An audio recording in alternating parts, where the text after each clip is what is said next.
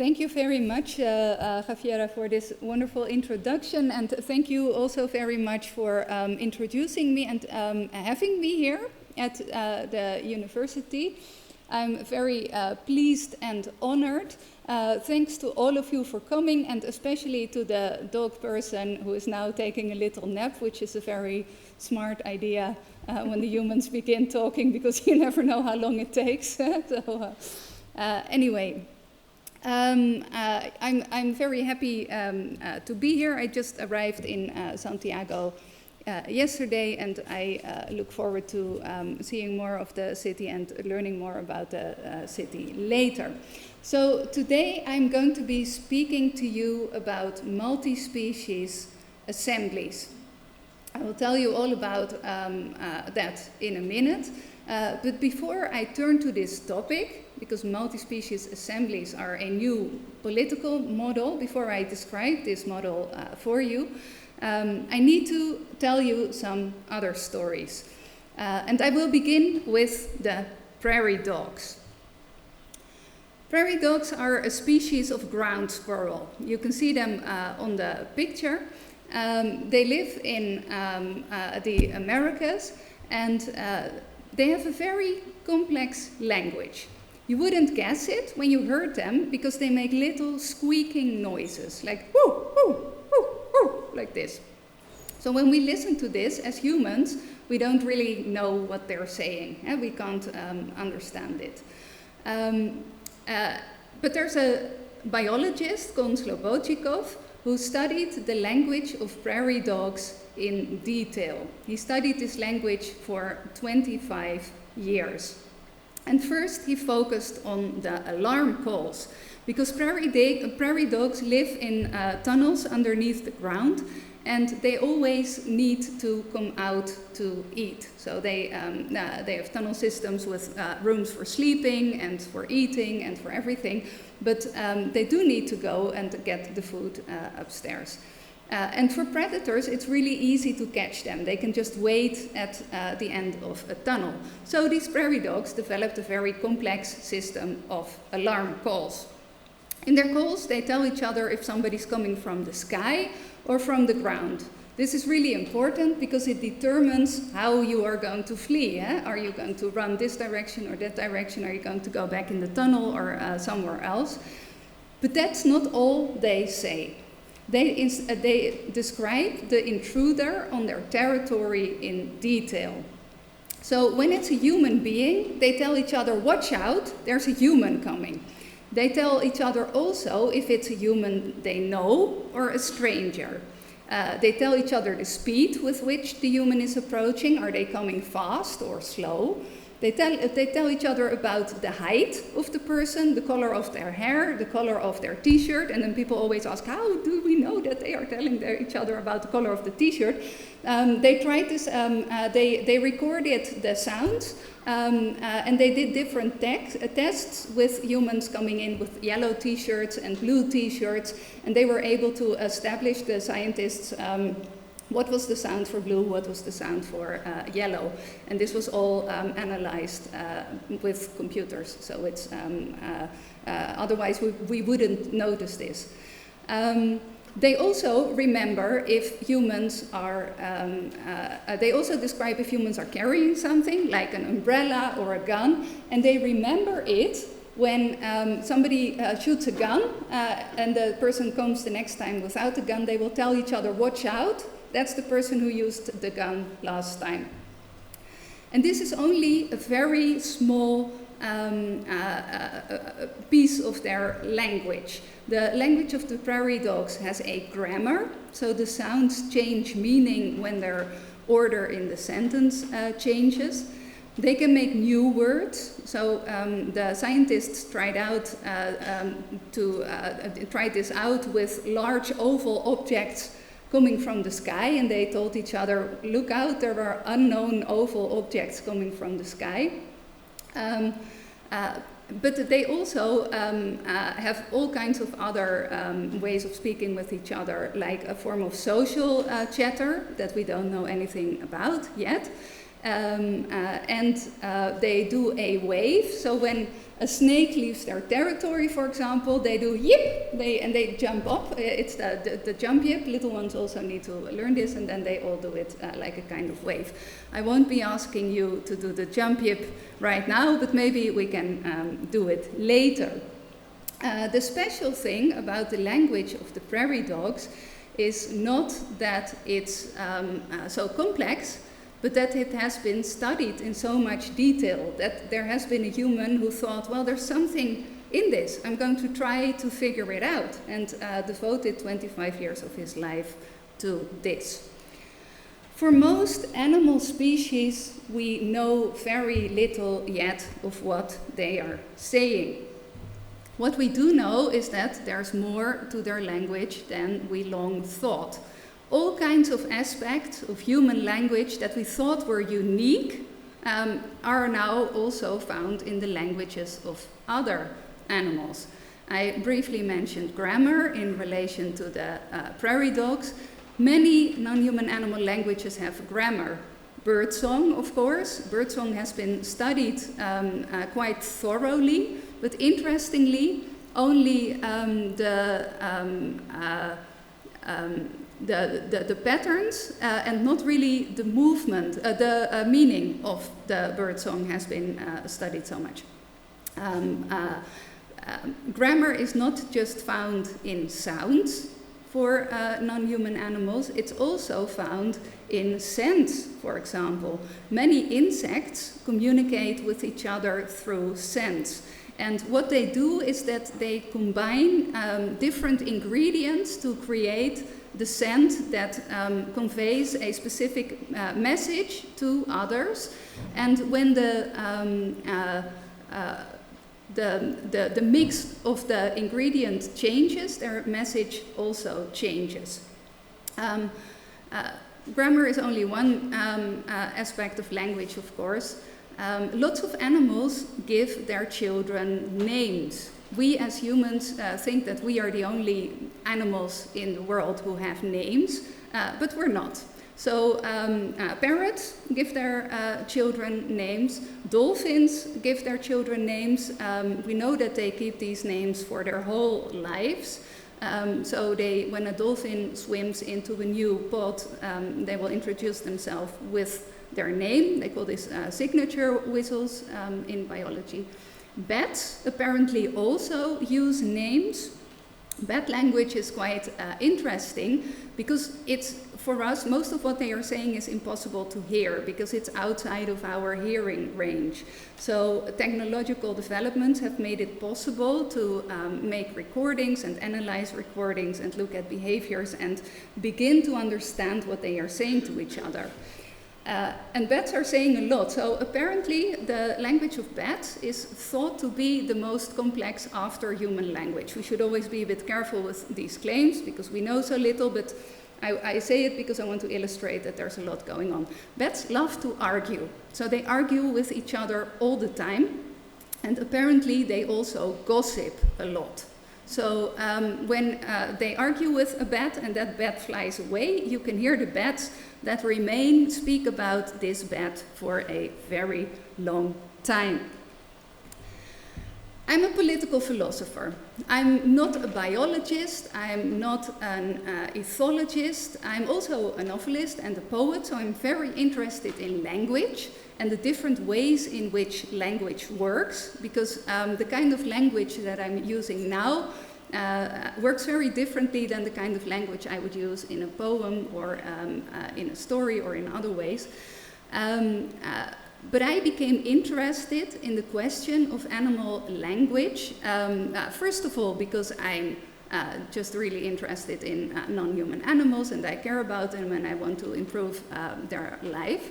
But also because I was interested in language. But I came to this question from the perspective of political philosophy, because we are in a very strange paradox at the moment.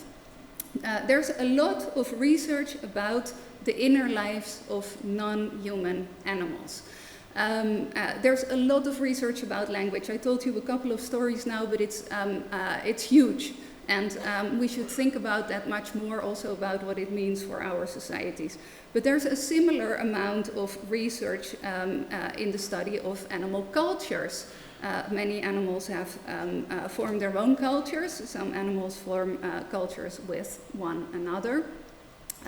There's a lot of research about cognition, about emotion, about how non-human animals behave towards death and what they might understand of that. And this is changing, this should be changing how we view them. But what we see in the real world, so we know that animals are complex beings, but what we are doing as humans is to intensify the use of them, and we are not recognizing what they are saying to us. We do it on an individual level. I think a lot of us know that we interact with non-humans, we take them seriously, we speak to them, we listen to what they are saying to us, but we don't do it as societies. At least most societies not. There are some exceptions that I will return to later. And what interests me a lot in political philosophy is how non-human animals are not silent, but silenced in given power structures. So humans benefit from the idea that other animals are silent. Because yes, if they are silent, if they are lesser beings, if they don't know what they are doing, if they don't know what they are feeling, then we don't need to change our behaviors. We don't need to change our economic structures. We can just go on using them. And the question of silence and silencing is not just one that matters with regard to non-human animals. We also see it between different human communities. So a very effective tool for colonial oppressors is to take away the language of the community in question and make sure that and create a system in which your own language is the official language. When you take away the language from a community or any group of people, you get to the core of their identity. You erase something, and it's a very important form of domination. You also see other patterns of silencing. For example, women are now in many countries allowed to participate in democratic practice and also give talks at university and do all kinds of things. For the law, there is equality. But within many practices, you still see that certain voices weigh more than other voices. For example, women and also people of color can be seen as too emotional or not rational enough. There are all kinds of stereotypes related to language, what counts as official language, what counts as political language, that influence how much voice certain humans have. And with non-human animals, you see that the question of language is also political. There has been a lot of attention for animals in political philosophy lately, and even in that field, humans perpetuate the idea that other animals cannot speak, are not capable of reflecting on their lives, because of course, language is not just about language. When you say something, it's not just a sort of instinctive way of transmitting a message. The languages of non-human animals show us something about their inner lives and their social lives. On this picture, you see the Caribbean reef squid. They can change color, and the color patterns on their skin function as a language. And researchers were perplexed. They didn't know how to interpret what these squid were saying to each other until somebody figured out that, yes, maybe this functions like a language. And it turns out that they have verbs, nouns, and adverbs, all in the color of, or in the language of colors. And the funny thing is that they can speak to two people at the same time. So when they like somebody, they can flirt with them with the colors on one side of their body. And then when there's somebody else coming who might also like that person, they can tell them to back off. So this is something that we haven't mastered yet as humans. But it's also, I think that it's also important to note that a lot of the language studies are about charismatic animals and non-human animals that we don't interact with so much. But it's also important to mention that many of the animals that we eat and use also have complex inner lives and speak to each other. Chickens, for example, I discussed animals who have names. Chickens name their humans. So they give the humans with whom they live names, special sounds, and they speak with each other about this human. Chickens also speak to their chicks, to their children, when they are still in the egg.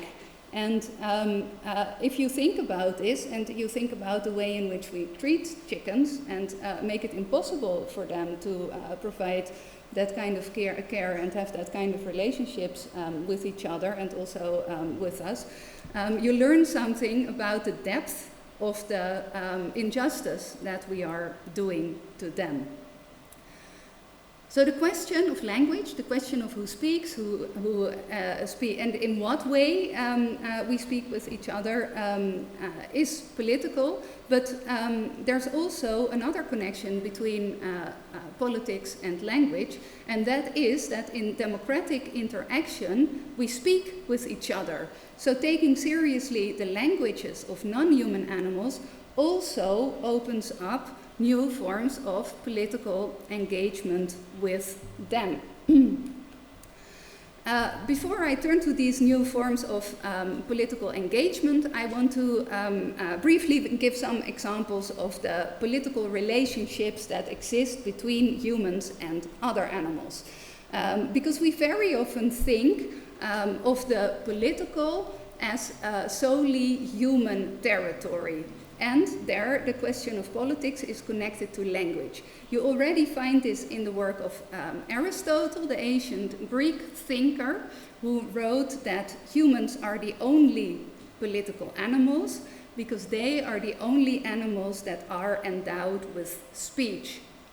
Aristotle liked animals, he watched them a lot, wrote a lot about them, thought they were inferior, also thought that women were inferior and slaves and all kinds of groups. And he recognized that non-human animals have voices, that they speak to one another, but he made a clear distinction between logos, the speech of humans, speech endowed with reason, and the communication of other animals. And what you find is that political philosophers are now challenging that idea and turning us to the ways in which non-human animals act politically. I will very briefly give you some examples. This is Ken Allen, a orangutan who was forced to live in captivity in the zoo in San Diego, and he was really good at escaping. Even when he was a young child, he was always opening locks and trying to get out. And he devised all kinds of ways to get out of the enclosure that he was locked up in, and he taught his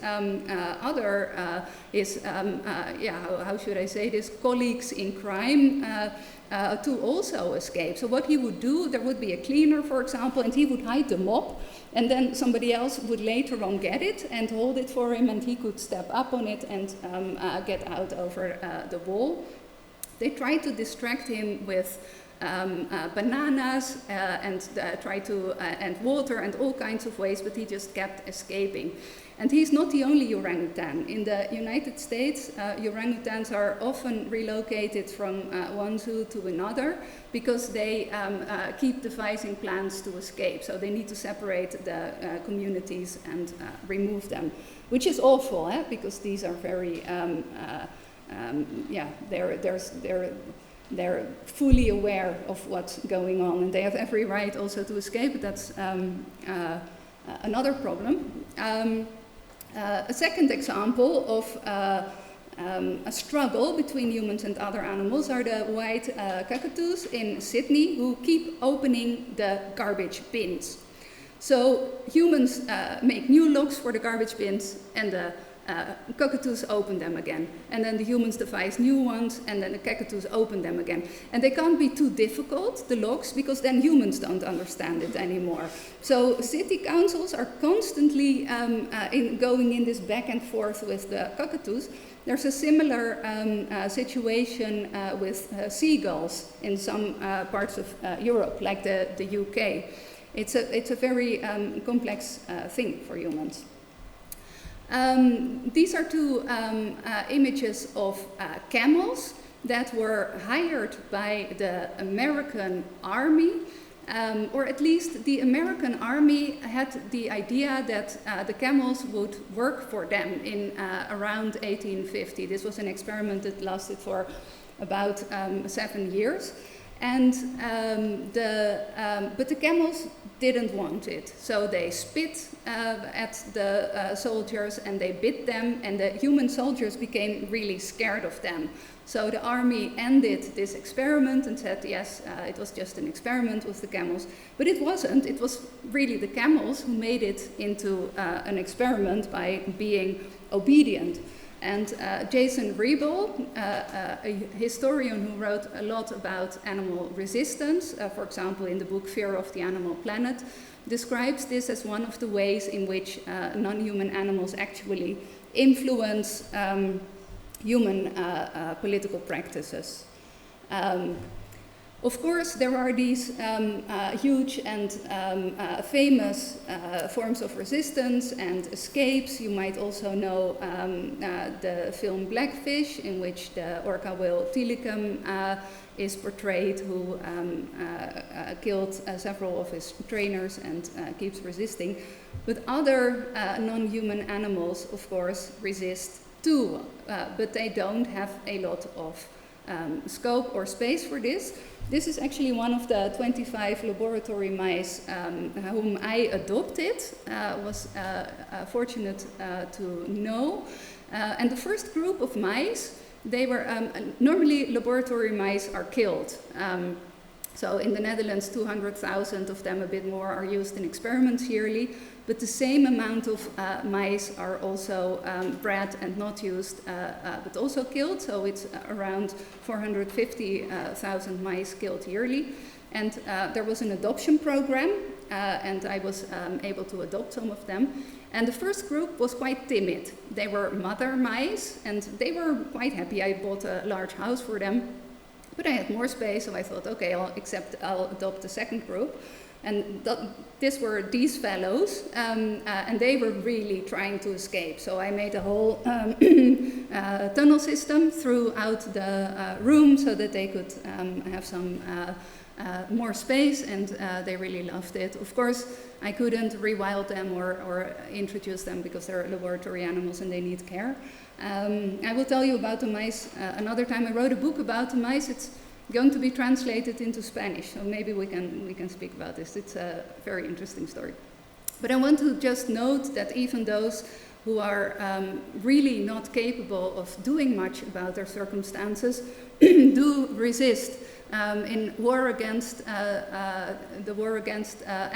Dinesh Wodiwal describes the resistance of chickens in the slaughterhouse. They can't get out, but they do resist. They do try to get out. And the same applies to many animal species. Of course, resistance is not the only way in which we engage politically with others. It's a form of animal political agency that's very easy for us to understand as humans. So that's why I'm giving you some examples of it. But there are also animals who refuse, so they just turn away. Oh, sorry. There are animals who act in solidarity with humans, like riot dogs, that I will come back to later. There are forms of deliberation between humans and other animals. Maybe we can discuss this during the questions. And animals, for example, also vote with their feet. So they leave places when they are not wanted somewhere. A very common objection to ideas about animal languages and human-animal communication, or about political agency between and in multi-species communities, is that, yes, that this is all very nice, you know, you can tell us many stories about what other animals are capable of, but we don't really understand what they are saying. There's also now this whole discourse around AI, for example. Will AI finally be able to tell us what the other animals are saying? But this objection is false, and I call this species skepticism. So it's a form of skepticism that is connected to species membership. Humans think that they can understand other humans because, yes, we speak in human language, and I'm sorry, by the way, that I can't speak in Spanish to you.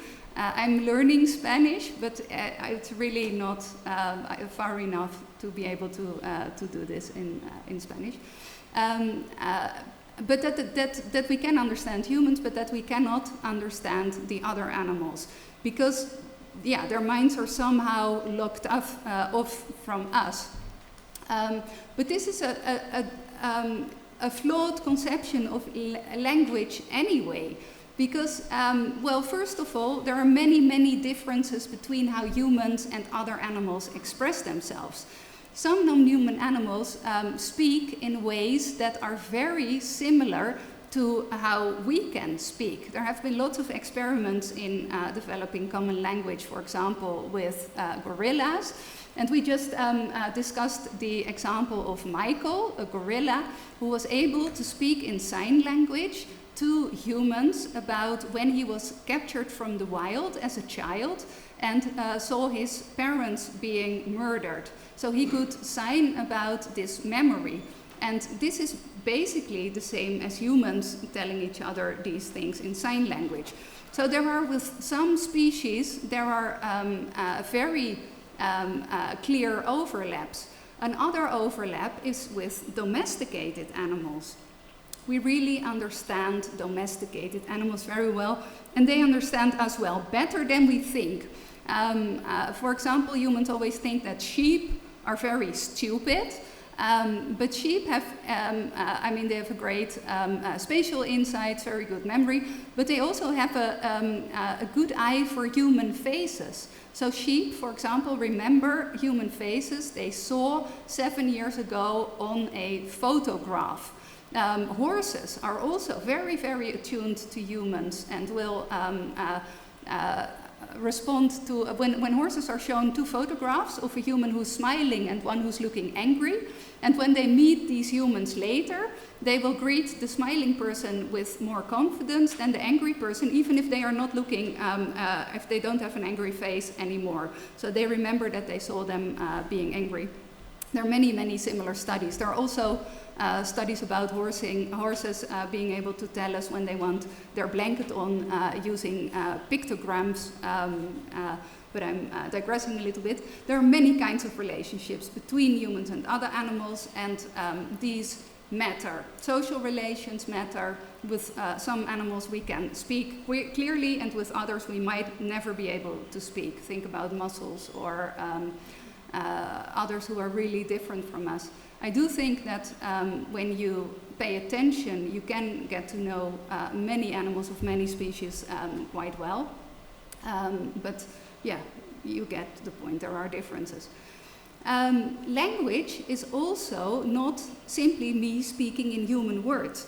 So what interests me a lot about the languages of other animals is that it actually asks us to, it brings us to the core of what language really is. Language is an embodied communicative practice. And for example, I refer a lot to the work of Ludwig Wittgenstein, who writes about language as language games, and has some very appropriate ideas for thinking through the linguistic encounters between humans and other animals that are not anthropocentric or and are open to recognizing how others create meaning. And as a final point, what I want to say about this idea that we can never get to know other animals is that it is self-perpetuating. There's a Belgian philosopher called Vinciane Desprez, and she wrote a book with a wonderful title. It's also a wonderful book, but the title is also good. What would animals say if we asked the right questions? And Desprez studies ethologists. So she studies the people who study animals. And she shows that their stereotypical views of how other animals, what kind of beings they are, often determines the setup of research, and this in turn determines the outcomes of research. She also shows that stereotypes in human relations influence how we study other animals. So, for example, the idea of the alpha male does not arise out of a vacuum or refer to a universal kind of knowledge. It is, in fact, created by human scientists who began to study wolves and baboons in captivity with a scarcity leading to a struggle, and then interpreted this also as a kind of natural thing that then became a model for human society. So there's always a male on top in the alpha male, and this is not a neutral thing, as feminist philosophers of science have taught us.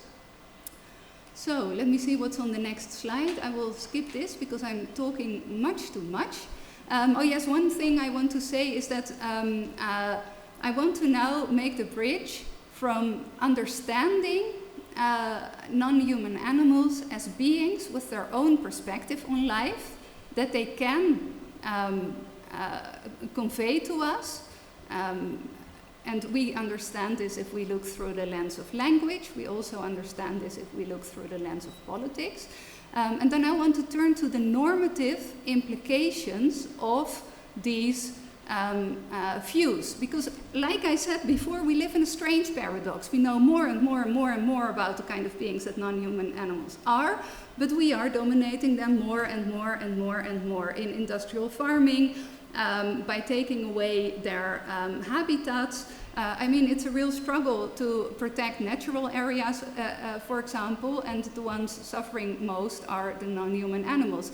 You now see this with humans turning to the oceans, for example, with sea mining. They don't see this as a multi-species place to which others have a right. No, they see this as a human, they see all the land as human territory, and this is deeply problematic. So we need to think about how to take into account not just the interests, but also the voices of non-human animals. Because there have been a lot of proposals recently about taking into account the interests of animals or nature more broadly in political philosophy and in political practice. You are probably familiar with the rights of nature discourse, in which indigenous human communities supported by scientists and activists have managed to secure rights for rivers, for example. I think many of you know a lot more about this than I do.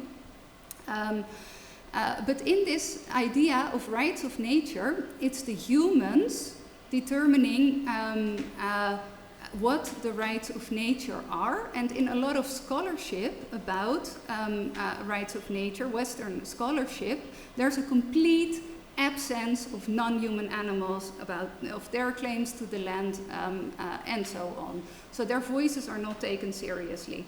You also see this in the work of Bruno Latour, for example, his idea of the Parliament of Things.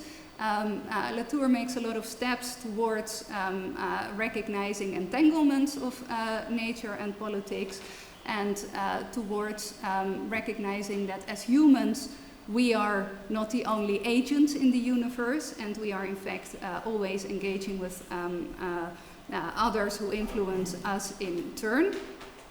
But he doesn't take seriously non-human animals. In fact, he hardly ever mentions them. He mentions worms, but not as proper individuals or agents. In the Netherlands, we have a political party, the Party for the Animals. They're really great, and I think that they're doing good work to make politics less anthropocentric. But here too, it's only humans speaking for other animals. And this is problematic for epistemological reasons and for normative reasons. So for epistemological reasons, like I said before, we haven't asked other animals the right questions. We don't know what they want from us. We don't know what kind of world they want to live in. We know the basics. We know they don't want to be in zoos. We know they want to live their own lives in peace and not be harmed and killed and eaten by humans. We know they don't want to live in captivity in industrial farming, and so on, and so on, and so on. But we haven't asked these other questions about how to coexist and how to live together. So there's a lack of knowledge, and this should make us very wary as humans to again determine for others what is best, because we're always doing it, and we're making a mess of it so far. We're really making a mess of the whole planet, so we have to ask the other animals. I think that it's also important, but I won't go into this right now because we're speaking about animals, to consider new literature about plants, because there's more and more studies coming out showing that plants have communicative capacities and are not the kind of passive beings that many humans take them to be. When it comes to human voice, there are many human groups that don't have a proper political voice. For example, human children. So I think that their perspective should also be taken into account a lot more in political decision making. You can see this in the context of the climate crisis, because humans are right now only thinking about political decision making on a very short term and not doing a lot, and this is harming young children and also future generations a lot more than the adults that are currently in charge of political decision making. So we have to think about how to take their voices into account. Now I think I have about 5 minutes, something like this. Okay, let me see. So this led me to the model of the assembly. Like I said, parliamentary democracy might not be suited at the moment to address the challenges that we are facing as humans. There are different reasons for this. In the context of the Netherlands, where I live, there is a really huge influence of economic agents, companies, on political decision making. Under the neoliberal regime that we had for a long time, there was always the measure between economic interests and, how should I call it, human welfare or something. And this is, of course, deeply problematic from a democratic point of view, because the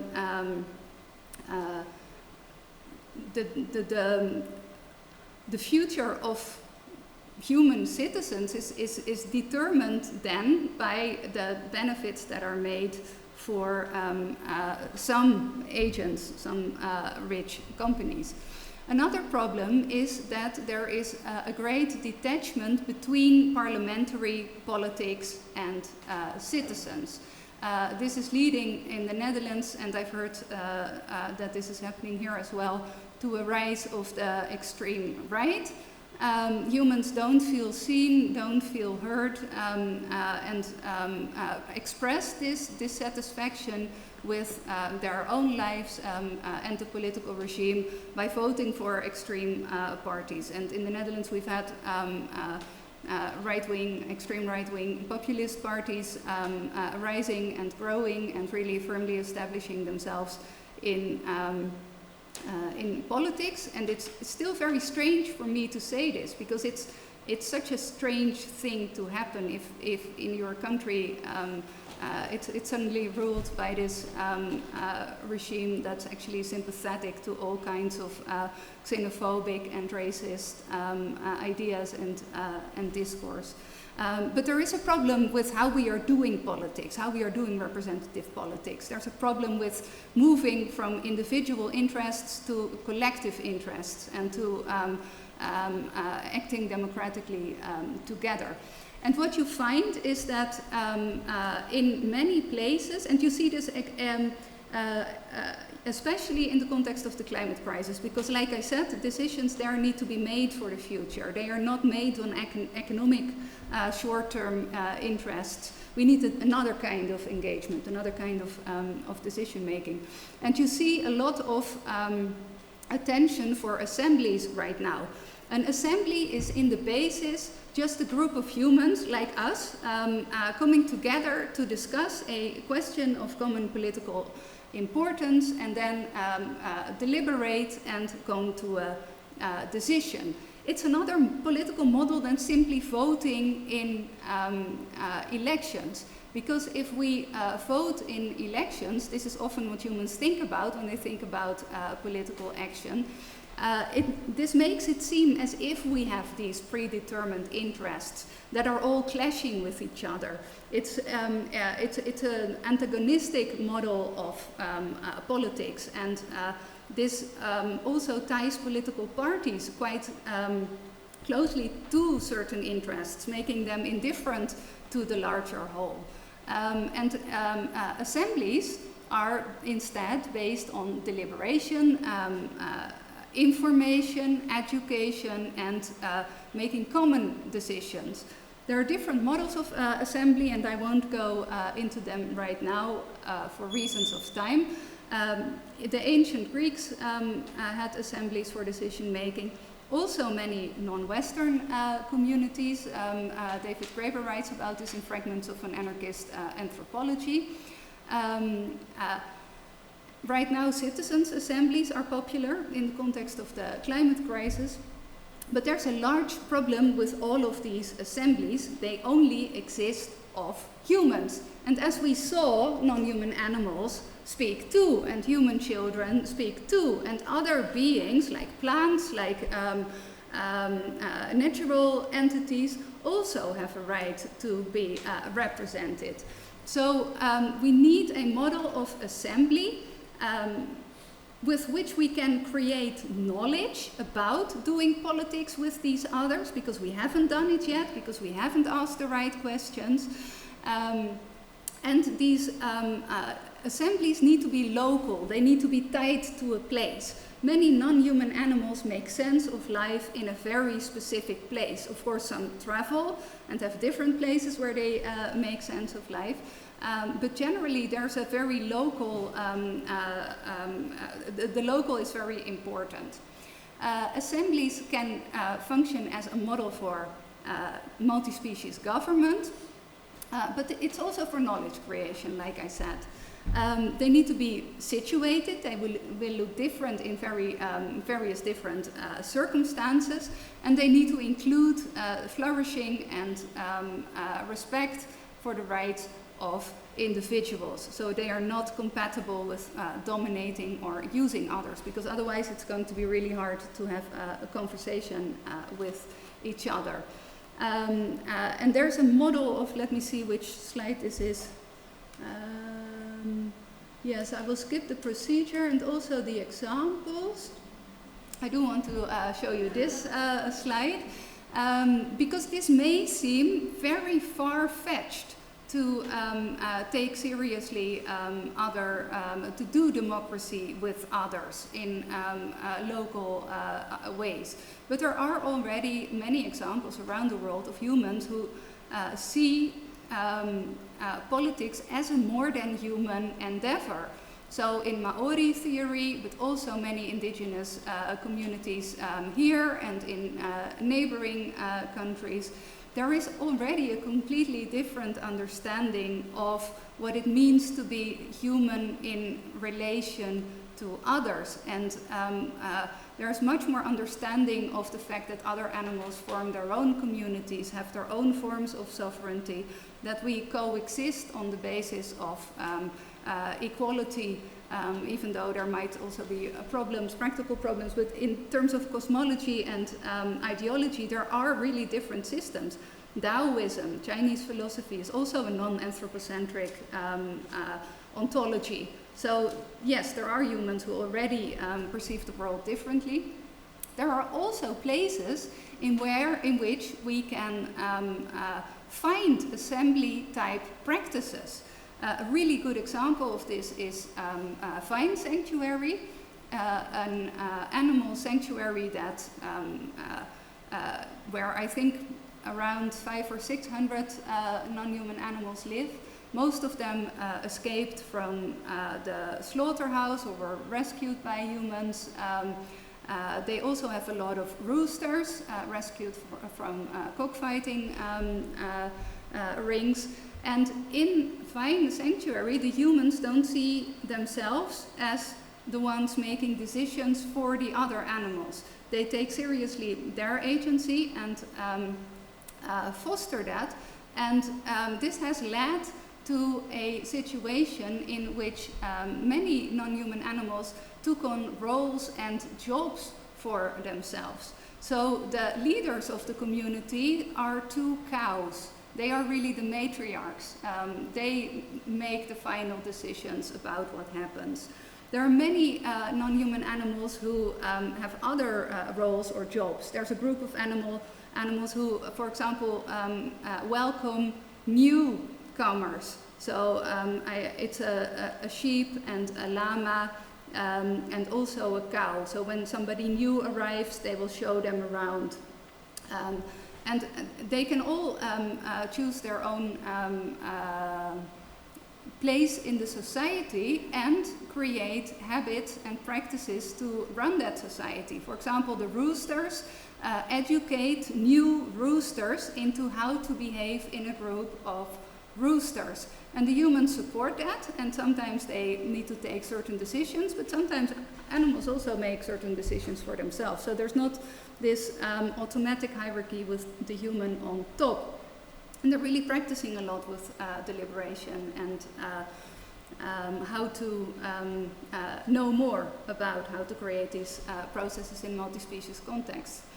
And then we also often think as humans that it should be a movement from humans towards including other animals in our systems. But there are also non-human animals who join humans in their protests, like riot dogs, like the Chilean famous riot dog Negro Matapacos, who is one of the big stars of the riot dogs. Lucanicos, a Greek dog, is also famous. So yes, other animals also have agency in this movement towards multi-species communities. And then, yes, very briefly, how to move forward. What does this all mean for us? It sounds very utopic to have these multi-species communities and assemblies, and there's also a lot more that I can say about how we can set them up. But I think it's really important to begin to ask the other animals in very concrete ways of what they want from us, in what kind of ways they want to live with us. And we can do this in local settings. We can set up assemblies, for example, in a garden or on a market square or in a multi-species community or in the transition to multi-species communities.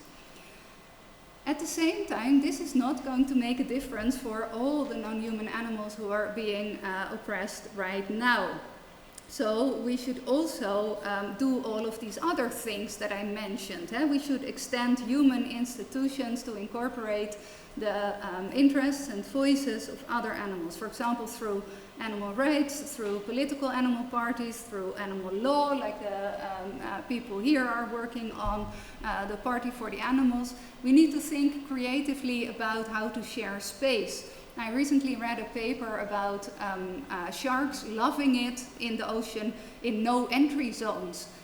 So no entry zones is no entry zones for humans. So we should try to establish as many places as possible, I think, where humans are not allowed. We need to withdraw, and we need to be creative when it comes to selling this to the other humans, I think. And in the end, it's for the benefit of everybody on the planet.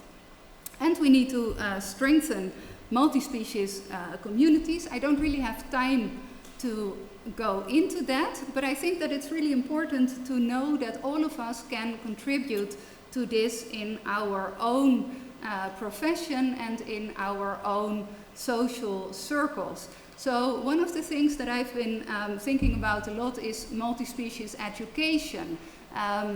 Children are not born speciesist. They're educated into anthropocentrism.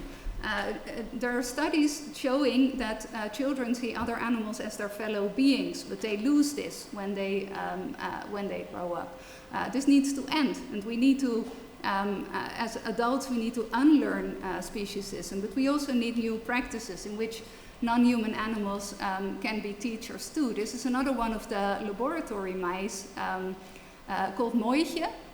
Because she was very beautiful. Meijer is little beautiful one.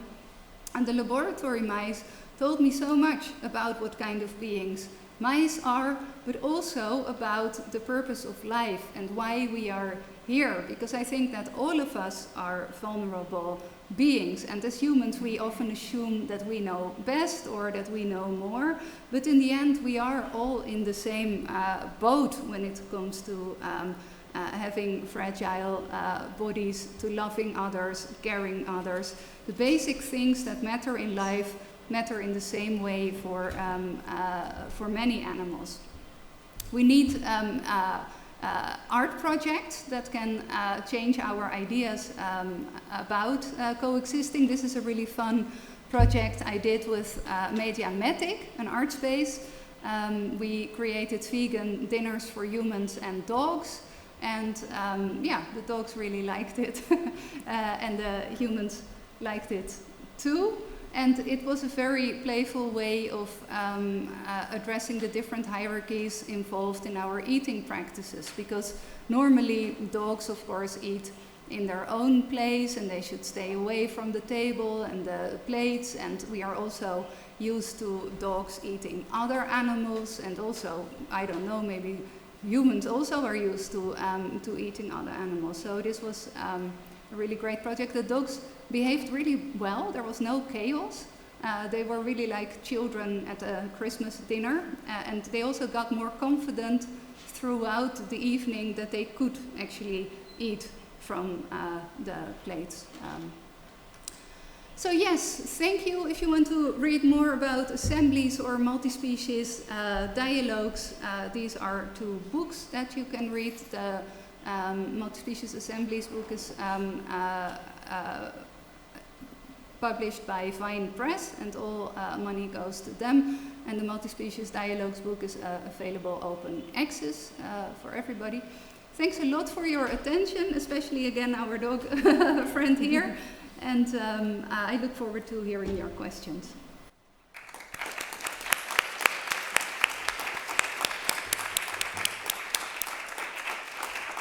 Thank you for your presentation. It is very interesting, and I would like to give an example that is very concrete, a very particular situation. We know that many animals share many diseases with us, and therefore veterinarian medicine during the last 20 years has had a lot of progress in the biomedical and also in domestic animals and animal disease. And in general, domestic animals do not want to receive medical treatments that you can offer them. They do not want to be hospitalized.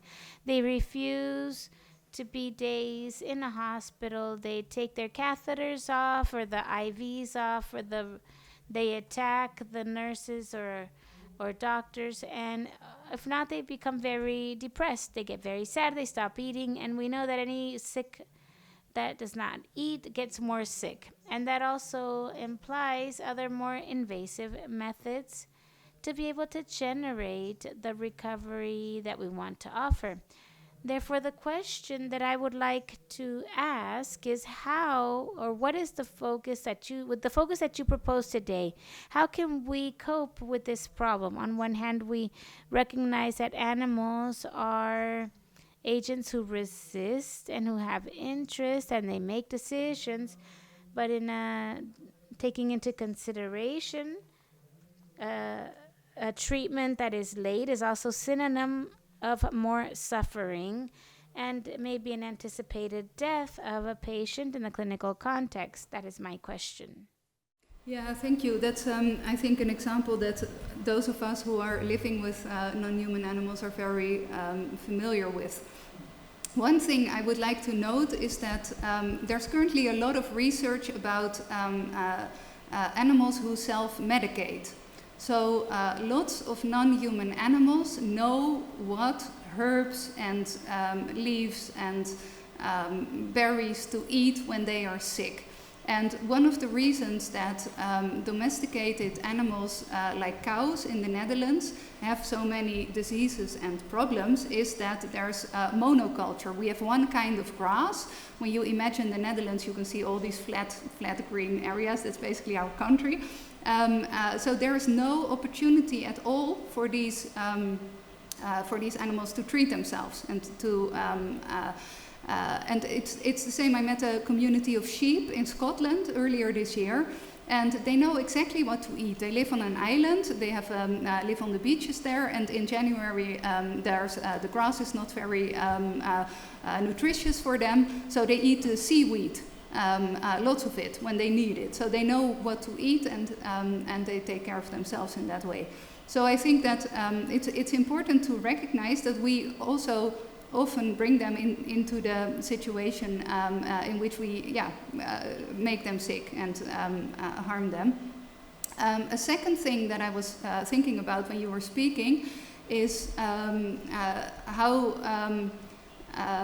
humans ask for consent to other animals. So I think that in ethology, the study of animal behavior, there's an increased understanding that it's wrong to simply use animals in experiments, and that where possible we need to ask them if they want to participate. And this means that they need to have some kind of knowledge of the practice that is at stake, and that they have a choice to do it or not. I know somebody who studies bears who's working on this, and also people working with apes. So there are ways of discussing what needs to be done. In my household, I brush everybody's teeth. I brush my own teeth, but also the dogs and the cats, and they don't like it, and I don't think they completely understand why I do it. But yeah, it's simply a habit, you know. We began doing it, and they get, in the beginning they got treats, and now they like it. So you establish a certain understanding of what's necessary in this kind of practice. And you see this a lot as well in zoos, where animals are taught with clicker training to receive certain kinds of medications, because otherwise it's too stressful for them and it's too hard for them. And yes, sometimes as humans we might be the ones who know best and who make the decision for the other, and we might use our, how do you say that, force of argument as humans. But then again, it's not always so different from how this works with humans. When my street dog Ollie was very old and sick, and I knew that he would not live for very long, my father was also very sick. He had cancer, and we knew that he would also not live for very long. And my father was just, with Ollie, it was all a lot more fluid, and he dealt with it better than my father. So some of the questions, I wanted my father to take better care of himself and to do all kinds of things, but he didn't want it. So I think that this question of agency and medical care, you see it with children as well, human children. There are different forms of negotiation with different others depending on the relationship that you have with them. And sometimes you're just stuck in a situation that's horrible and you can't, and you have to make do with the options that you have. But I think that very often as humans, if we take other animals more seriously, we can do it in a better understanding with them.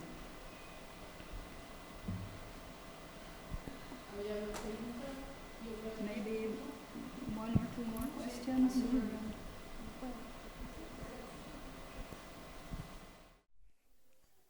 Hi, thank you so much for your presentation. I have a very specific question. What strategy could you recommend to promote empathy when working with animals that are not charismatic, or those animals that do not produce this empathy so easily or naturally, like pests or arachnids and others that we don't know much about? That's very important, and it's also something I think that a lot of people are struggling with. Well, I was in China over the summer, and one thing I noticed there was that they have people that I visited had quite a hostile response to insects. And in the Netherlands, we had lots of media campaigns and political campaigns about the value of insects for our ecosystems, and lots of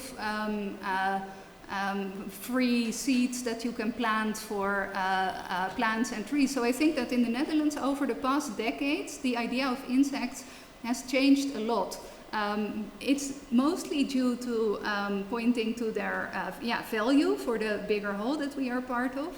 But I think that stories about their capacities, having more knowledge about what they do. For example, bumblebees like to play with balls, and it's really cute. And I think that these kinds of things make humans see them differently. I briefly mentioned that I'm part of a group that helps the amphibians cross the road. I set up this group because they die otherwise. They hibernate in the gardens and then they go to the pond in spring. And they're still very slow, so you need to help them, otherwise they're all killed. And when I moved to where I live now, I saw them being killed, so I set up this group.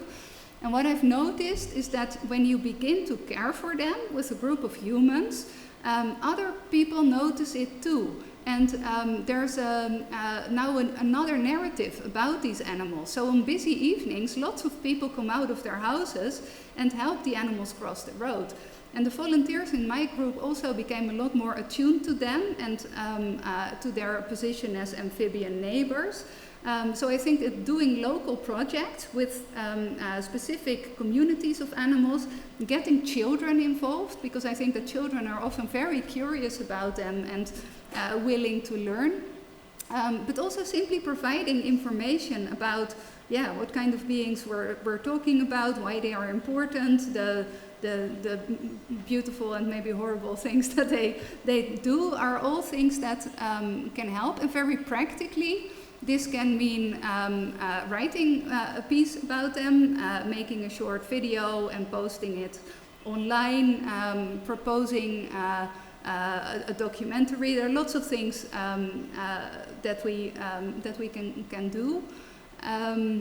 And art can be important too. So I think that in a lot of picture books for young children, insects and other animals are presented in really great ways, but then we lose that when we get older. For example, mice. A lot of children's books have mice in them and they're doing things, but later on humans begin to hate them. So I think that we need to tell these counter stories to help them a little bit. Thanks. Muchas gracias. Tenemos tiempo solo para la última pregunta. Había una pregunta allá atrás que hacía un momento que pedía la palabra. Por eso. First of all, thank you very much, Eva, for your presentation. Why should plants matter morally if the only thing that confers dignity is sentience? Plants are things, therefore they have no dignity, like other forms of life, like bacteria or virus, for example. Yes, this is contested, what you are saying. So the thing is that there's currently a lot of research showing that plants do much more complex things than we thought. So they recognize their kin and strangers. They make a decision. Some plants recognize themselves. Plants, when they grow, grow. You can see the roots growing around things. So they are not simply mute things that don't do anything. They are living in relation to their surroundings and the rest of the living world. And the interesting thing from the perspective of philosophy is that this new research raises philosophical questions. It's like I said before with in relation to language and agency. What we learn about plants also asks us to reinterpret, for example, agency. Do plants have intentions? Then you have to know what an intention is. The plant has an intention to move around something to grow. There are also plants that copy other plants, for example. There's just a lot going on in that field at the moment. And I think that what we've seen with the concept sentience is that humans are the ones who determine who and what is sentient. So human babies were for a long time not seen as sentient. Non-human animals were not seen as sentient. Think of Descartes and his views about animals as bête machine, mechanical animals. And this is changing all the time. So insects were not seen as sentient. They are now seen by biologists as sentient. And this question is now being discussed in relation to plants too. Of course, plants don't have a central nervous system, but we also know from animals that different animals have different came to different evolutionary solutions for the same problem, like octopuses. Right. So in the end, it's a philosophical discussion that we need to have. Are plants sentient? What is sentience? What is agency? What is language? And how should we deal with others? And I think that it's really important, given the violent history of defining who's sentient, to be careful and keep an open mind when thinking about others. And I'm personally in favor of pluralizing thinking about agency. So there would be different kinds of agencies in different beings. But it's an important question. And I think dignity is also one of these concepts that we as humans allow other animals or other beings to be. And I think it's definitely not up to us. I don't think we have the right to do these things. Although sometimes it can help for practical reasons to give them a better standing in society. Thank you very much. Thanks everybody for attending this talk, and thanks to Eva for her words. Thank you. Thanks to all of you.